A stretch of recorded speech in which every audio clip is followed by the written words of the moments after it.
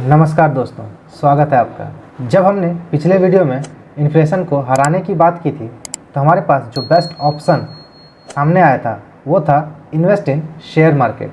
लेकिन share market ने तो कईयों को बर्बाद किया है, फिर ये हमारे लिए बेहतर कैसे हो सकता है? यही सवाल आपके भी मन में आ रहा है ना? तो टेंशन नॉट।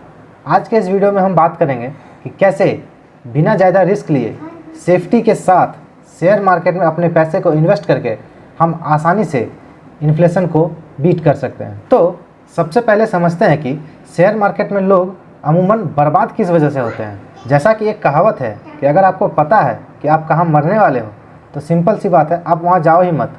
उसी प्रकार अगर आपको पता हो कि आप शेयर मार्केट में कैसे बर्बाद हो सकते हैं तो सिंपली वो करो ही मत। तो सबसे पहले समझते हैं कि आप शेयर मार्केट में खुद को कैसे बर्बाद कर सकते हैं। कुछ बड़े एवं कॉमन कारणों में से एक कारण है कि बिना जानकारी के ट्रेडिंग में उतर जाना। ट्रेडिंग एक काफ़ी कॉम्प्लिकेटेड चीज़ है।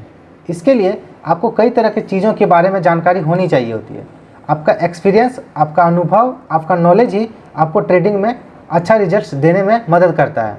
और बिना जानकारी के जब आप ट्रेडिंग में उतर जाते हैं तो आपके हारने के चांसेस बहुत ज़्यादा बढ़ जाते हैं और आप शेयर मार्केट में पैसा अर्न करने के बजाय शेयर मार्केट में अपना पैसा लूज कर जाते हैं। दूसरा जो बड़ा कारण है वो है कि शेयर मार्केट में शॉर्ट टर्म के लिए इन्वेस्ट करना।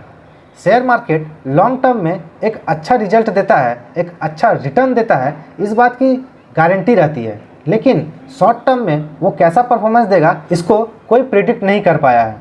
तो बेहतर हमेशा यही रहता है कि शेयर मार्केट में एक लॉन्ग टर्म विजन लेके आया जाए। तीसरा जो सबसे बड़ा कारण है शेयर मार्केट में बर्बाद होने का वो ये कि लोग टिप्स के बेस पे शेयर मार्केट में इन्वेस्ट कर देते हैं। कहीं से भी व्हाट्सएप, ट्विटर, फेसबुक, कहीं से भी लोगों को टिप्स मिलता है और उसके बेस पे वो अपना पैसा शेयर मार्केट में लगा देते हैं। याद रखिए, मैक्सिमम केसेस में आपको वैसे ही शेयर के टिप्स दिए जाते हैं जिनको बड़े बड़े ऑपरेटर्स चाहते हैं कि रिटेल इन्वेस्टर उनको खरीद लें ताकि वो अपना शेयर रिटेल इन्वेस्टर को बेच सके। इसलिए बेहतर हमेशा यही रहता है कि टिप्स बेस शेयर पे इन्वेस्ट ना किया जाए। हाँ, कुछ एक्सेप्शंस यहाँ पे भी हो सकते हैं। कुछ लोग जेन्युइन और सही जानकारी भी देते हैं, लेकिन आपको अपनी बुद्धि का इस्तेमाल करना चाहिए किसी भी शेयर में इन्वेस्ट करने से पहले। चौथा जो सबसे बड़ा कारण है वो है कि पेनी स्टॉक्स के लालच में आकर पेनी स्टॉक्स में इन्वेस्ट करना। पेनी स्टॉक्स वैसे स्टॉक्स होते हैं जिनका शेयर प्राइस काफ़ी कम होता है। लोगों को लगता है कि इतना कम शेयर प्राइस और कितना नीचे जाएगा और इसके डबल होने के चांसेस बहुत ज़्यादा हैं, और इसी लालच में वो पेनी स्टॉक्स में इन्वेस्ट कर देते हैं।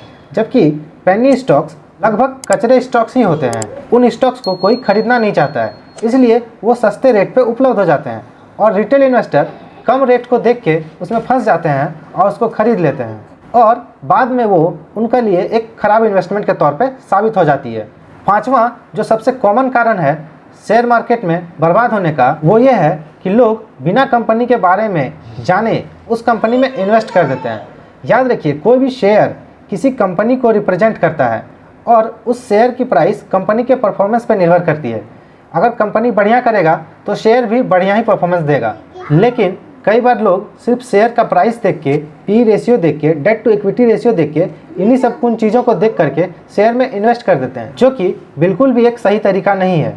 वैसे तो और भी कई रास्ते हैं शेयर मार्केट में बर्बाद होने के, लेकिन ये वो कुछ कॉमन वजह हैं जिनकी वजह से मोस्ट पीपुल अपने पैसे को शेयर मार्केट में लूज कर जाते हैं। तो अगर आपको शेयर मार्केट में बर्बाद होना है तो आप इन तरीकों को फॉलो कर सकते हैं और इसके लिए आपको मुझे थैंक यू बोलने की भी कोई ज़रूरत नहीं है। लेकिन अगर आपको बर्बाद नहीं होना है तो क्या करें? मुझे जो एक रिटेल इन्वेस्टर के लिए बेस्ट स्ट्रेटेजी लगती है वो ये कि आप म्यूचुअल फंड के जरिए अपने पैसे को शेयर मार्केट में लगाएं।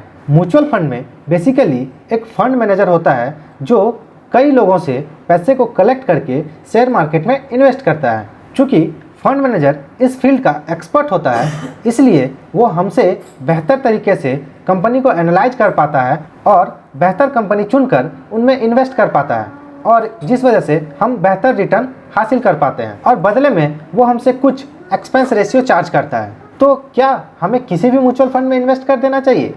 तो नहीं, आपको म्यूचुअल फंड को भी थोड़ा समझना पड़ता है कि कौन सा म्यूचुअल फंड कितना रिस्क लेके कितने पैसे को कहाँ इन्वेस्ट कर रहा है, उसने पहले कैसे इन्वेस्टमेंट किए हैं, कितना रिटर्न जनरेट किया है, इन सब चीज़ों को भी हमें देखना पड़ता है। वो म्यूचुअल फंड जितना रिस्क ले रहा है, क्या उतना रिस्क लेने के लिए हम तैयार हैं या नहीं, ये भी हमें समझना पड़ता है। म्यूचुअल फंड का फंड मैनेजर कितना नॉलेजेबल है, कितना कैपेबल है, उसे कितना एक्सपीरियंस है, इन सब चीज़ों की जानकारी भी हमें लेनी चाहिए। वैसे तो एक बढ़िया म्यूचुअल फंड कैसे चुने, इसके बारे में भी एक वीडियो में जल्दी लाने वाला हूँ, लेकिन फ़िलहाल के लिए ये बात करते हैं कि कैसे बिना इतना झंझट लिए भी हम अच्छे म्यूचुअल फंड में पैसा लगा करके शेयर मार्केट से अच्छा रिटर्न हासिल कर सकते हैं। तो अगर आपके पास इतना भी समय नहीं है कि आप म्यूचुअल फंड को एनालाइज कर सकें, तो बेहतर है कि आप एक इंडेक्स फंड में इन्वेस्ट करें।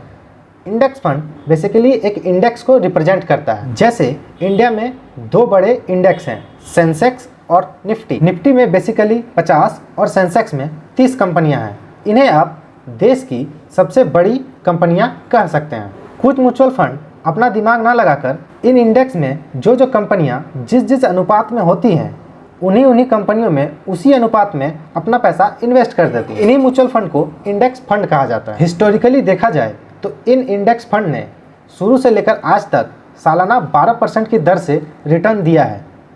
लेकिन ये 12% हर साल नहीं बढ़े हैं। किसी साल बहुत ज़्यादा रिटर्न्स भी आए हैं और किसी साल निगेटिव में भी रिटर्न्स आए हैं।